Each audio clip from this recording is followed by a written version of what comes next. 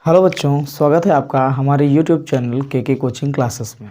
मैं हूं कौशल सर और आज मैं आपको पढ़ाऊंगा क्लास 12th केमिस्ट्री का एक नया टॉपिक। पिछली बार हमने पढ़ा था क्वथनांक का उन्नयन और वाष्प दाब का आपेक्षिक अवनमन। अगर आपने पिछले वीडियोज़ नहीं देखे हैं तो जाकर के देख लीजिए, ठीक है। आज जो हमारा टॉपिक है वो है हिमांक का अवनमन, ठीक है। वेरी मोस्ट इम्पोर्टेंट टॉपिक है ये आपका। सबसे पहले जानेंगे कि हिमांक क्या होता है। अगर हम किसी द्रव पदार्थ को जमाना स्टार्ट करें, कोई भी लिक्विड हमारे पास है और उसे अगर हम ठंडा करना स्टार्ट करें तो एक ऐसा टेम्परेचर आता है जिस पर वो बर्फ़ के जैसा मतलब एकदम जम जाता है, फ्रीज हो जाता है। तो कोई भी लिक्विड पदार्थ जो हमारा होता है वो जितने टेम्परेचर पर फ्रीज हो जाता है यानी कि जम जाता है उसको हम कहते हैं फ्रीजिंग पॉइंट, समझ गए। या फिर उसे हम हिमांक कहते हैं हिंदी में क्या कहते हैं, हिमांक, और इंग्लिश में कहते हैं फ्रीजिंग पॉइंट। जैसे सपोज दैट हम बात करें जल की, जो हमारा वाटर है ये 100 डिग्री सेंटीग्रेड पर जो है भाप में बनने लगता है, मतलब गैस बनने लगता है, उबलने लगता है, तो वो हो जाता है मेल्टिंग पॉइंट, ठीक है। और अगर हम बात करें इसके जमने की यानी हिमांक की या फ्रीजिंग पॉइंट की, तो ये 0 डिग्री सेंटीग्रेड माना जाता है, ठीक है, 273 केल्विन। तो क्या है कि 0 डिग्री सेंटीग्रेड पर ये जमने लगता है, यानी कि इसका जो फ्रीजिंग पॉइंट है वो 0 डिग्री सेल्सियस है, किसका, जल का। तो यहाँ पर हम बात करेंगे फ्रीजिंग पॉइंट की। देखिए हम बात करें जब शुद्ध वाटर, ठीक है, यानी कि शुद्ध विलायक, तो शुद्ध विलायक का जो हमारा फ्रीजिंग पॉइंट है वो 273 केल्विन के आसपास होता है। अब अगर हम विलायक में कोई विलेय पदार्थ मिला दें तो हो सकता है कि उसका फ्रीजिंग पॉइंट थोड़ा सा कम हो जाए। अगर उसका फ्रीजिंग पॉइंट थोड़ा सा कम हो जाता है तो हम कहेंगे कि उसके फ्रीजिंग पॉइंट में एलिवेशन हो गया, यानी कि उसके हिमांक में थोड़ा सा क्या हो गया, कमी आ गई, ठीक है। तो इसी को कहते हैं हिमांक का अवनमन। पहले समझ लेते हैं कि शुद्ध विलायक के हिमांक तथा अवाष्पशील पदार्थ मिलाने के बाद बने विलयन के हिमांक के अंतर को क्या कहते हैं, हिमांक का अवनमन कहते हैं। इसे प्रदर्शित कैसे करते हैं, डेल्टा टीएफ से। और अगर मान लें कि शुद्ध विलायक का जो हमारा हिमांक है वो TF नॉट है और विलयन का हिमांक हमने मान लिया TF है, तो फिर हिमांक का जो अवनमन होगा वो हम क्या करेंगे कि शुद्ध विलायक में से विलयन वाला माइनस कर देंगे, तो हमें जो है हिमांक का अवनमन मिल जाएगा।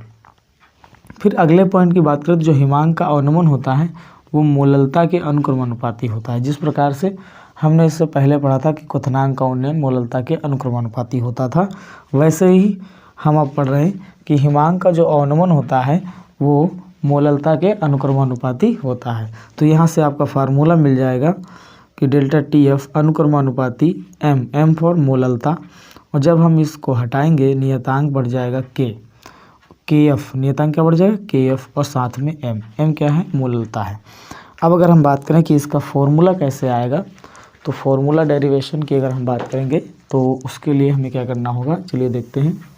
मैं इसको मिटा देता हूँ अब।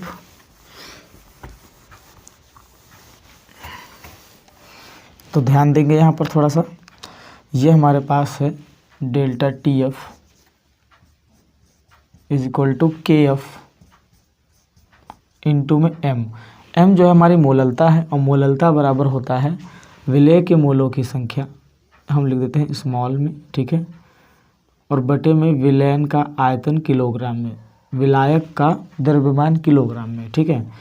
तो विलायक का द्रव्यमान किस में लिखेंगे, किलोग्राम में, और विलायक के द्रव्यमान को किससे लिखते हैं, तो विलायक के द्रव्यमान को हम लोग लिखते हैं W1 से। किससे लिखते हैं, W1 से, ठीक है। बात करें N की, तो N हमारा होता है भार बटे अणुभार, भार बटे अणुभार, ठीक है। तो यहाँ पर बात करेंगे विलेय का भार बटे विलेय का अणुभार। विलेय के भार को हम लोग लिखते हैं W2 से और विलेय के अणुभार को हम लोग लिखते हैं M2 से। तो यहाँ से आ जाएगा हमारे पास KF इंटू N क्या है, विलेय के मोलों की संख्या।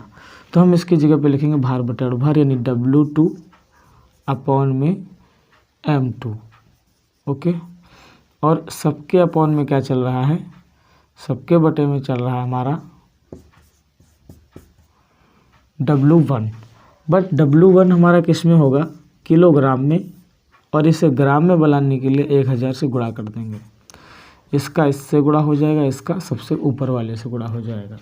तो फाइनली जो फार्मूला आएगा वो आएगा KF into W2 into 1000 upon में आ जाएगा M2 इंटू W1। ये जो आया ना, ये आपका आ गया डेल्टा TF का फार्मूला। ठीक है, तो ये हमारा है डेल्टा TF का फार्मूला।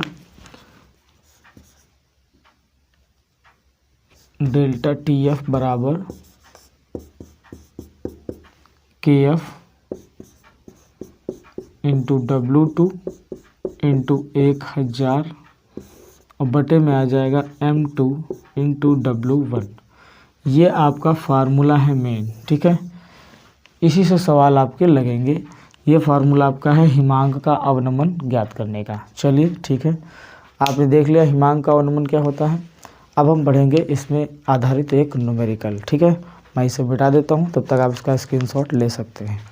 तो चलिए अब हम देख लेते हैं एक इसमें का न्यूमेरिकल है कि एक वैद्युत अनअपघट्य के 1 ग्राम को 50 ग्राम बेंजीन में घोलने पर इसके हिमांक में 0.40 केल्विन की कमी हो जाती है।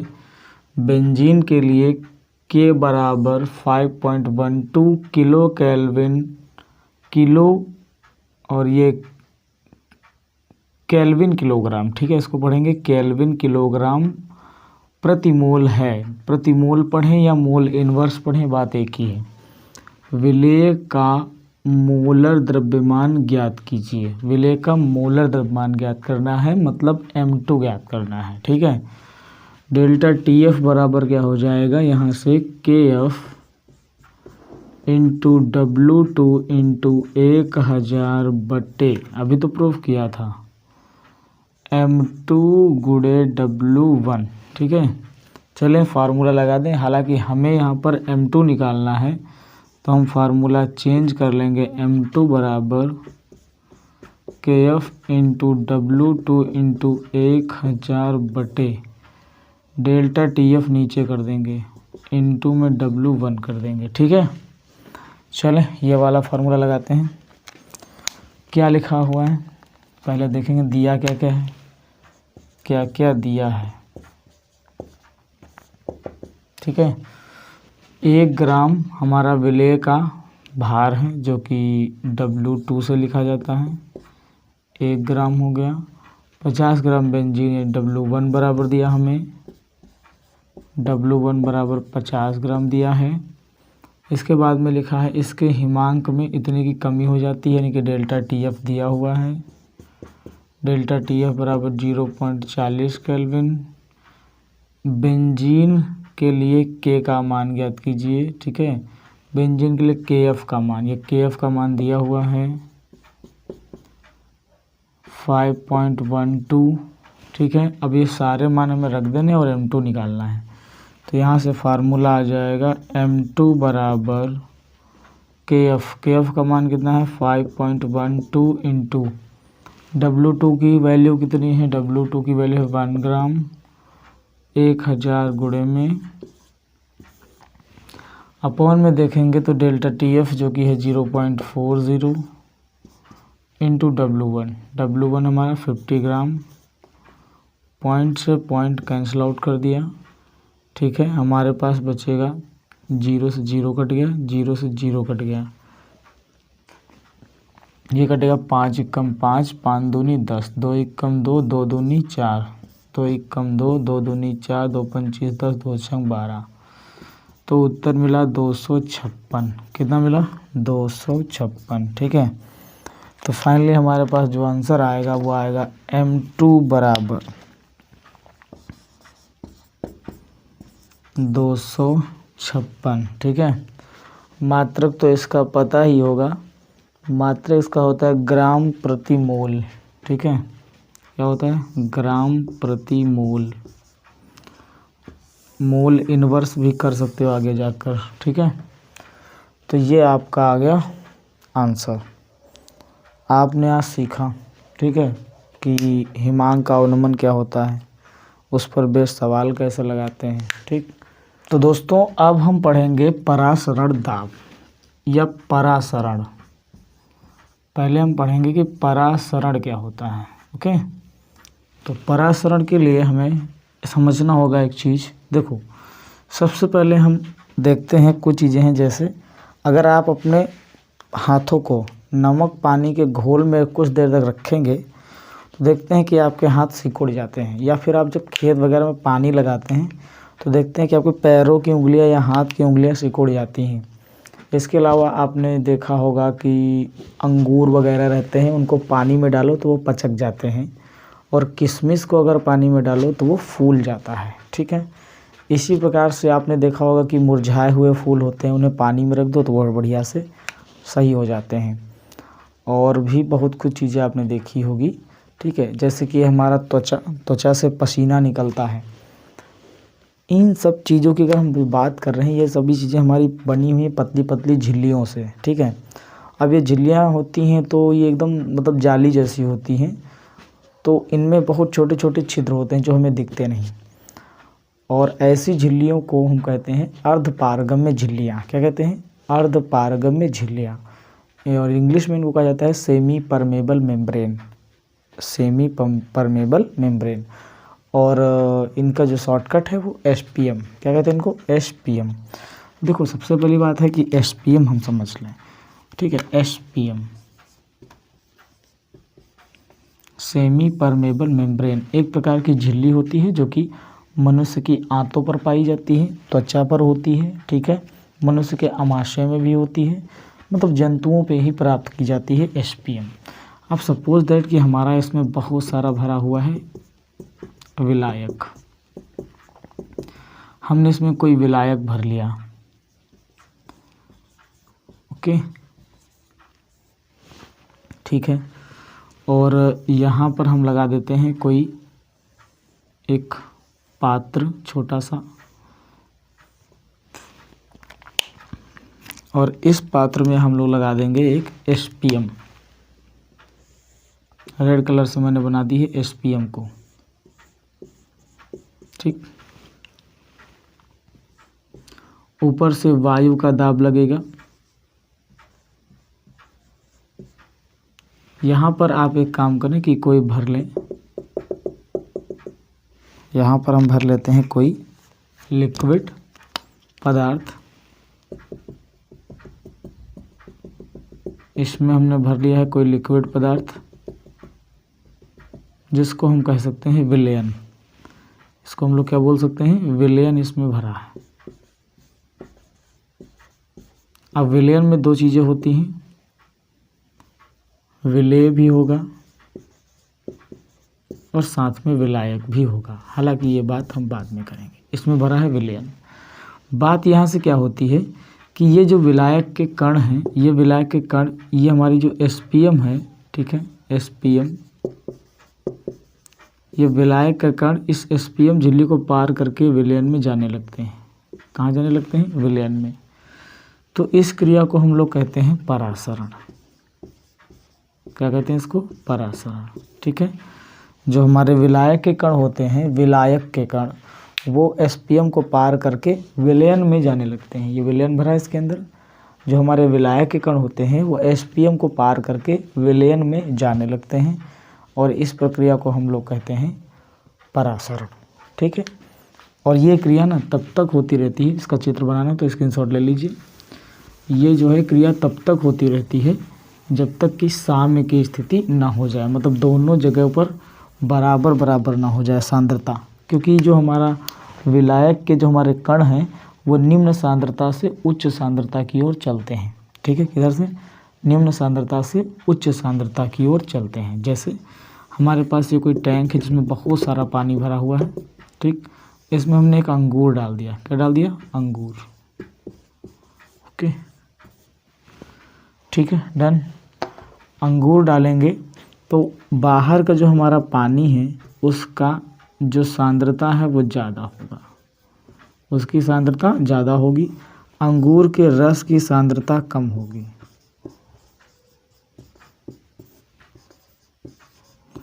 जिसकी वजह से अंगूर के अंदर जो भी विलायक है वो बाहर विलयन में आ जाता है, ठीक है, और इस वजह से अंगूर हमारा पचक जाता है।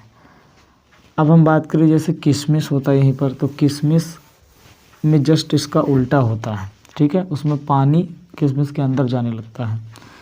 चलिए ठीक है, अब हम बात कर लेते हैं यहाँ पर कुछ नई चीज़। जैसे सपोज करें आपके पास एक टैंक है, ओके, इसमें भरा हुआ है बहुत सारा, मान लेते हैं विलयन, इसमें क्या भरा है, विलयन भरा है। इससे हम ज्वाइंट कर देते हैं एक दूसरे टैंक को, और इसमें बीच में लगा देते हैं एक एसपीएम।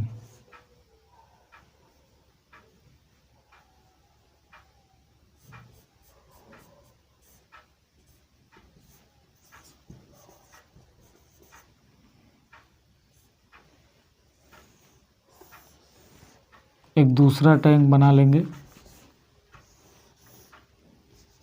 और इस टैंक में हमने भर दिया है विलायक।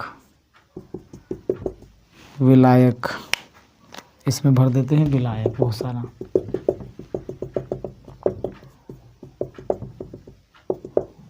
यह है विलायक कोई। अब जैसे ही हम इसमें विलायक है और स्टार्ट करेंगे तो क्या होगा कि विलायक के जो अणु होंगे वो एसपीएम को पार करेंगे, लेकिन विलय के अणु जो है एसपीएम को पार नहीं कर पाते, ठीक है। तो विलायक के कण एसपीएम को पार करके बाहर निकल जाते हैं और किस में आने लगते हैं, विलयन में, ठीक।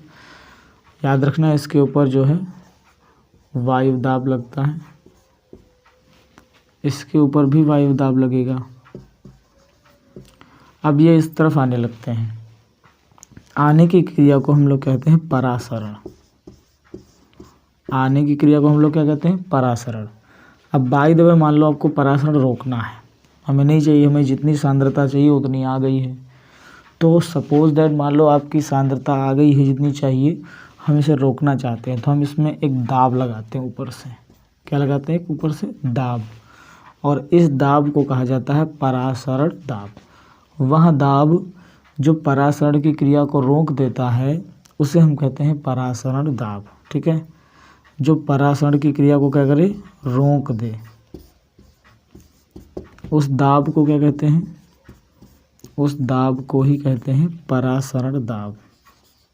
जो परासरण को रोक दे, ठीक है, जो परासरण को रोक दे उसे हम क्या कहते हैं, परासरण दाब कहते हैं। रोक दे उस दाब को परासरण दाब कहते हैं।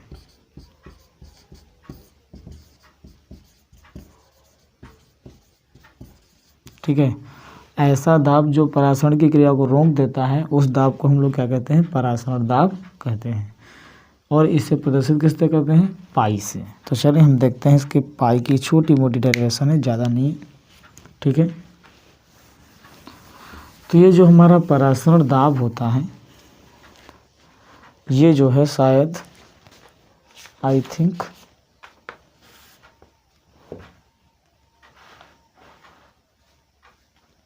देखें, ये जो हमारा परासरण दाब है ये परम ताप T और मोलरता C के समानुपाती होता है, ठीक है। जो हमारा परासरण दाब होता है वो समानुपाती होता है मोलरता C तथा परम ताप T के। और जब हम ये हटाते हैं तो एक नियतांक बढ़ जाता है जिसका नाम है क्या बोलते हैं उसको, नियतांक को R, ठीक है। तो इसको चाहो तो ऐसे ले सकते हो, पाई बराबर CRT। C क्या है यहाँ पर, मोलरता। C क्या है, मोलरता। और पिछले वीडियोस में अगर आपने नहीं देखा तो ज़रूर देख लेना। मोलरता बराबर क्या होता है, विलय के मोलों की संख्या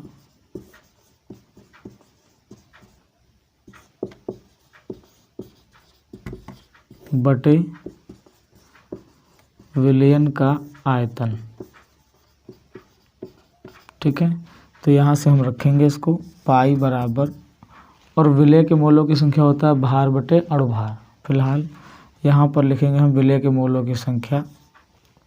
मोलों की संख्या को n से प्रदर्शित करते हैं, n/v RT हो जाएगा। v क्या है? आयतन है। इसे और बढ़ाना चाहें तो आपको पता है कि n को हम लोग किस में लिख सकते हैं? विलय के मोल की विलय का भार बटे विलय का अणुभार। तो चाहे तो इसे हम थोड़ा और बढ़ा सकते हैं कि पाई बराबर 1/v को अलग कर लो, n को अलग कर दो, n × 1/v RT। अब यहाँ पर हम n की जगह पे क्या लिखेंगे? विलय का भार बटे विलय का अणुभार, मतलब m2, ठीक है, × 1/v RT। तो ये भी हमारा क्या हो जाएगा? एक फार्मूला हो जाएगा, ठीक है। ये भी हमारा क्या हो जाता है? एक फार्मूला हो जाता है। पाई बराबर, यहाँ से क्या निकलेगा? पाई बराबर W2, चाहो तो इसे एक में लिख सकते हो, क्या मिलेगा? पाई बराबर W2 RT अपॉन में मिलेगा m2 × v। यही आपका क्या है? परासरण दाब का आंसर है, रूल है, फार्मूला भी है, ठीक है। तो चीज़ें समझ में आ गई होंगी। परासरण क्या होता है, परासरण दाब क्या होता है, परासरण दाब का फार्मूला कैसे आता है, ये चीज़ें समझ में आई आपको, ठीक है। कैप कहाँ रख दी मैंने? नीचे पर ही है। देखो कैप इसकी मैंने ब्लैक की रेड पे लगा दी और रेड की ब्लैक पे, और रेड वाली मिल ही नहीं रही, फिर वही कर रहा हूँ। ये इसकी है, ये इसकी, ठीक है। तो भाई आपने परासरण सीख लिया, परासरण दाब सीख लिया, क्वथनांक का उन्नयन जाना, वाष्प दाब का आपेक्षिक अवनमन जाना, और अभी आपने सीखा था हिमांक का अवनमन। ये सब इम्पोर्टेंट चीज़ें हैं, पेपर में पूछी जाती हैं, ठीक है। परासरण दाब तो बहुत ही ज़्यादा आता है घूम घूम के, तो भैया ना इसको एकदम अप टू डेट कर लेना, तैयार कर लेना, ठीक है। मिलेंगे हम आपको अगले वीडियो में, तब तक के लिए नमस्कार।